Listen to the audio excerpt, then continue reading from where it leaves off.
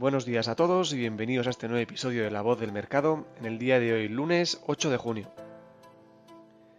La semana pasada estuvo marcada por datos macro como los de inflación en Europa o los de empleo en Estados Unidos, en un contexto en el que la evolución del conflicto en Irán volvió a cobrar protagonismo. Empezando por Europa, tal y como decía, la semana pasada se publicaban los datos de inflación provisionales correspondientes al mes de mayo, y estos confirmaron la reciente tendencia al alza. En el caso del IPC general, este repuntaba hasta el 3,2% en la eurozona desde el 3% anterior, tal y como se esperaba, y en el caso del subyacente, este lo hacía hasta el 2,5% desde el 2,2% anterior, una décima más de lo que se descontaba. Con estos datos, el mercado volvía a actualizar sus previsiones de tipos y descuentan una subida de 25 puntos básicos en esta próxima reunión. Esta situación, principalmente derivada del conflicto en Irán, volvió a verse agravada tras las novedades que llegaban la semana pasada.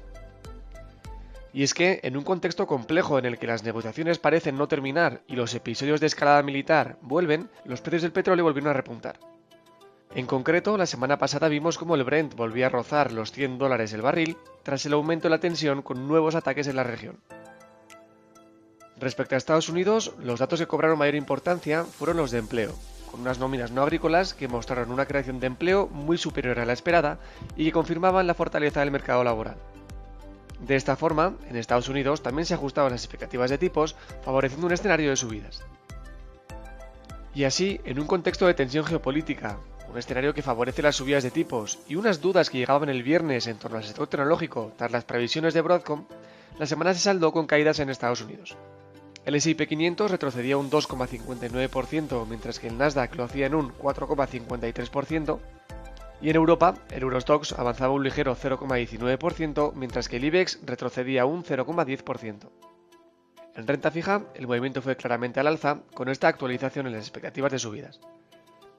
El bono americano de 10 años repuntaba en 9 puntos básicos hasta el 4,53%, mientras que el 2 años lo hacía en 14 puntos básicos hasta el 4,15%, y en Europa, el bono alemán a 10 años repuntaba en 10 puntos básicos hasta el 3,04%, mientras que el 2 años lo hacía en 16 puntos básicos hasta el 2,69%.